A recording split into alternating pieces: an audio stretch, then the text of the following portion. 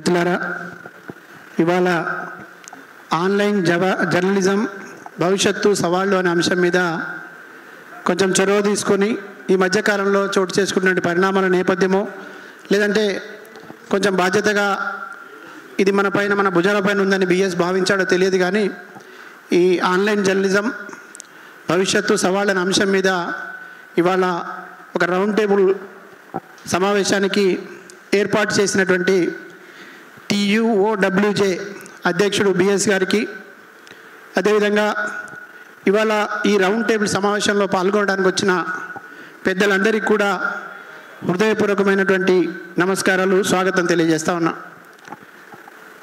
ఇది round table సమావేశం నిజంగా ఉపన్యాసాలకు లేదంటే సుదీర్ఘమైనటువంటి చర్చలకు తావులేదు, కానీ అభిప్రాయాలు పంచుకునే ఒక వేదికలాగా దీన్ని కొనసాగిస్తారని భావిస్తూ నాకున్నటువంటి అభిప్రాయాన్ని తెలియజేసే ప్రయత్నం చేస్తాను. మిత్రులారా, ఇవాళ దేశవ్యాప్తంగా సోషల్ మీడియా ప్రభావం ఎంత ఉంది, ఏ రకమైన బాధ్యత నిర్వహిస్తూ ఉంది, ఈ సందర్భంగా ఎటువంటి సవాళ్ళు ఎదురవుతూ ఉన్నాయి, ఈ క్రమం లోపల సమాజ హితం కోరి ఈ దేశంలో స్వాతంత్ర ఉద్యమ స్ఫూర్తి మొదలుకుంటే అనేక మంది అమరుల త్యాగాల స్ఫూర్తి తీసుకొని ఈ దేశం సమైక్యంగా ఉండాలని, ఇక్కడ శాంతి వెల్లివిరియాలని, సౌభ్రాతృత్వం వెల్లివిరియాలని, కుల మత ప్రాంత విభేదాలు లేకుండా మనుషులంతా కలిసి ఉండాలని కోరుకునేటువంటి ఒక మంచి భావనతోని ఈ వృత్తిని ఎంచుకున్న వృత్తి జర్నలిస్టులుగా సుదీర్ఘకాలం జర్నలిజంలో కేవలం జీతభత్యాల కోసం మాత్రమే కాకుండా ఒక సోయితో గొంతు లేని వారి గొంతుకగా ఎవరైతే మాట్లాడలేక ఉన్నారో వాళ్ళ వైపు నుంచి మాట్లాడే ప్రయత్నం చేస్తూ, ప్రభుత్వాలు ఎవరైనా ఉండనివ్వండి, పాలకులు ఎవరైనా ఉండనివ్వండి, కానీ ప్రజల పక్షాన నిలబడి ప్రశ్నిస్తామనే ఒక బాధ్యతని గుర్తెరిగి వస్తున్న వాళ్ళంగా ఇప్పుడు కొంచెం ఈ మధ్యకాలంలో చోటు చేసుకున్న పరిణామాలు ఆందోళన కలిగిస్తూ ఉన్నాయి, కొంచెం భయాన్ని కలిగిస్తూ ఉన్నాయి. నిజంగా బాధ్యతలని పక్కన పెట్టి కొంతమంది వ్యవహరిస్తున్న తీరు కూడా జర్నలిజంలో ఉన్న వాళ్ళకు కూడా కొంత ఇబ్బందికరమైన పరిస్థితి ఉంది, ఇది నిజం.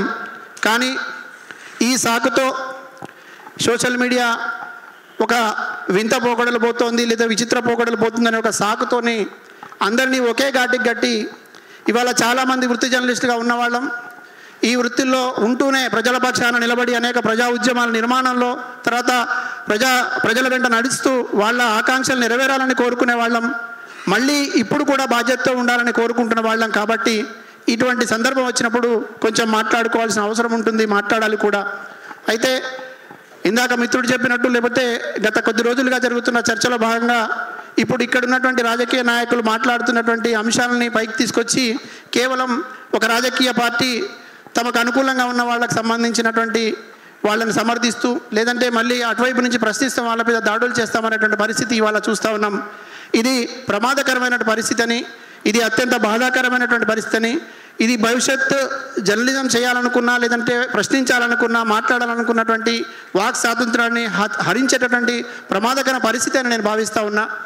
ఇదే సందర్భం లోపల చాలా వరకు జాతీయ స్థాయి నుంచి మొదలుకుంటే ఇక్కడి వరకు కూడా మీడియాలో పనిచేస్తున్న వాళ్ళు ఇవాళ ఈ దేశంలో చోటు చేసుకున్నటువంటి కొన్ని పరిణామాల నేపథ్యంలో వాళ్ళ భావ వ్యాప్తి కోసం కానివ్వండి, చెప్పాలనుకున్న అంశాలు సూటిగా చెప్పలేని పరిస్థితి ఉన్న కారణంగా ఆయా సంస్థల్ని వదిలి సొంతంగా కొంతమంది యూట్యూబ్ ఛానళ్ళు పెట్టుకోవడం కానివ్వండి, సొంతంగా వెబ్సైట్లు ఏర్పాటు చేసుకోవడం, లేదంటే సొంతంగా ఒక పత్రికను ఏర్పాటు చేసుకోవడం, వాళ్ళ భావాలను చెప్పేటువంటి ప్రయత్నం చేస్తూ ఉన్నారు.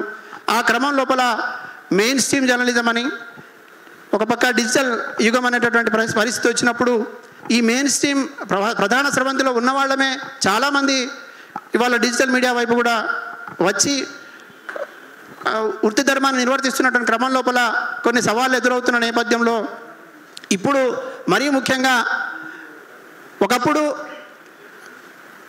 పత్రికలు కానివ్వండి, మీడియా సంస్థలు కానివ్వండి, అవి ఒక జ్ఞాన భాండాగారాలుగా తర్వాత ఒక ప్రజల్ని చైతన్యవంతం చేసేటటువంటి ఒక సంస్థలుగా ఉన్నటువంటి పరిస్థితి మనకు తెలుసు. కానీ వాళ్ళ కొన్ని రాజకీయ పార్టీలు కూడా సోషల్ మీడియా ముసుగు లోపల ఒక కర్మాగారాలు లాంటి ఒక ఫ్యాక్టరీలాగా ఏర్పాటు చేసి అందులో కార్మికుల్లాగా మనల్ని చూసేటటువంటి పరిస్థితి వచ్చింది.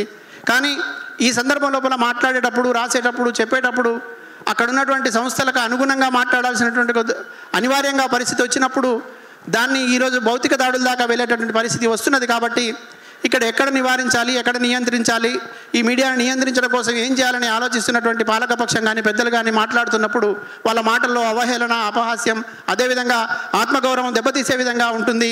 ఇది మంచిది కాదనే విషయాన్ని నేను చెప్పదలుచుకున్నా. ఇట్లా కాకుండా అవకాశం మీ చేతిలో ఉంది. బహుశా నేను అనుకుంటున్న బుట్టు అనే ఒక జస్టిస్ చేసినటువంటి ఒక తీర్పుకు సంబంధించి కూడా చెప్పదలుచుకున్న, స్వేచ్ఛని వెల్లడించేటప్పుడు స్వేచ్ఛగా మాట్లాడాల్సి వచ్చినా, స్వేచ్ఛగా రాయాల్సి వచ్చినప్పుడు కూడా ఆ హక్కుల్ని ఎట్లా కాపాడాలి, అదేవిధంగా ఇది ఒక ఆయుధం మన చేతిలో ఉంది కదా అని ఇష్టం వచ్చినట్టు మాట్లాడే అసాంఘిక రకంగా, లేదంటే ఈ సమాజానికి చేటు చేసే విధంగా, లేదంటే ఒక వర్గానికి ప్రయోజనం చేసే విధంగా వ్యవహరిస్తే కూడా ఎట్లా వాళ్ళపైన చర్యలు తీసుకోవాలనే అంశాలు ఉన్నాయి.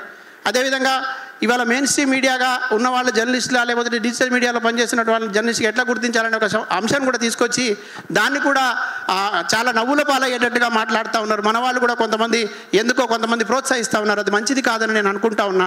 ఎందుకంటే ఈ వృత్తిని నమ్ముకొని వచ్చిన వాళ్ళం కేవలం జీతభత్యాల కోసమో ఈ వృత్తిలో ఉండడం కోసం కాదు, సమాజాన్ని కొద్ది గొప్ప మన కంట్రిబ్యూషన్ ఉండాలని భావనతో వచ్చిన వాళ్ళం కాబట్టి ఇంత ఆవేదన ఉన్నది.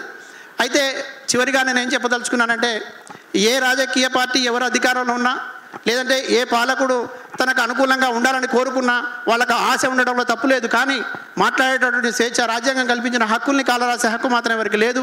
అట్లాగని మనం కూడా మనకున్న అందరికీ రాజకీయ భావజాలం ఉంటుంది. నాకు కూడా, నేను విద్యార్థి ఉద్యమం నుంచి వచ్చిన నాకు ఒక భావజాలం ఉంది. కానీ దాన్ని వ్యక్తపరిచేటప్పుడు ఎంతవరకు ఎట్లా మాట్లాడాలనేది చూసి మాట్లాడాల్సి ఉంటుంది. అవతల వాళ్ళ మనోభావాల్ని కానీ అవతల వాళ్ళ ఆలోచనల్ని, భావాల్ని మనం తప్పుపట్టేటటువంటి పరిస్థితి ఉండకూడదు. కానీ అనివార్యంగా జరుగుతున్నటువంటి ఈ నేపథ్యం లోపల ప్రభుత్వాల వైపు నుంచి కూడా జరుగుతున్నప్పుడు మన వాళ్ళు కూడా ఎవరైతే బాధ్యతలో ఉన్నారో వాళ్ళు కూడా బాధ్యత రహితంగా మాట్లాడడం, తర్వాత దీన్ని ఒక సాకుగా చూపించి మొత్తం జర్నలిజాన్ని కూడా ఇబ్బంది పెట్టే ప్రయత్నం చేయడానికి మాత్రం ఇది మంచిది కాదు. ఈ పరిణామం భవిష్యత్ తరాలకు ఇబ్బంది కలిగిస్తుంది, ప్రజలకు ఇబ్బంది కలిగిస్తుందని అభిప్రాయం వ్యక్తం చేస్తూ, చివరిగా ఇటువంటి రౌండ్ టేబుల్ సమావేశాలు మాత్రమే కాదు, నిజంగానే సహేతుకమైనటువంటి సలహాలు, సూచనలు ఇవ్వడం కోసం కానివ్వండి, లేదంటే భవిష్యత్తులో ఏ రకమైనటువంటి ప్రమాదాలు చోటు చేసుకోకుండా ఉండడం కోసం కానివ్వండి, ఇంకా కొన్ని విస్తృతంగా చర్చలు జరగాల్సిన అవసరం ఉంది, అభిప్రాయాలు తీసుకోవాల్సిన అవసరం ఉన్నది. దీంట్లో భాగంగా వచ్చిన అభిప్రాయాలకు అనుగుణంగా రేపు మన కోసం ఒక రక్షణ చట్టం కూడా అవసరం ఉన్నది. ఇవాళ జర్నలిస్టులకు ఉన్నటువంటి జాతీయ స్థాయిలోనే ఒక చట్టం లేకుండా పోయింది.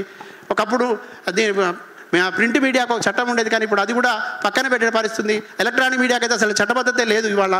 కానీ ఇవాళ డిజిటల్ మీడియాకు సంబంధించి వచ్చినప్పుడు కూడా ఎట్లా నియంత్రిస్తారు, ఏ రకంగా దీన్ని చేస్తారో చేయండి అని చెప్పి నిర్ణయాలు జరుగుతున్న క్రమం లోపల దీని నిర్ణయం తీసుకునేటప్పుడు అటు సాంకేతికంగా, ఇటు న్యాయపరంగా రాజ్యాంగంలో కల్పించిన హక్కుల్ని పరిగణలోకి తీసుకొని చేయాల్సిన అవసరం ఉంటుందని నేను భావిస్తూ ఈ అవకాశం కల్పించిన మిత్రులకు హృదయపూర్వక తెలియజేస్తున్నాను. Thank you very much.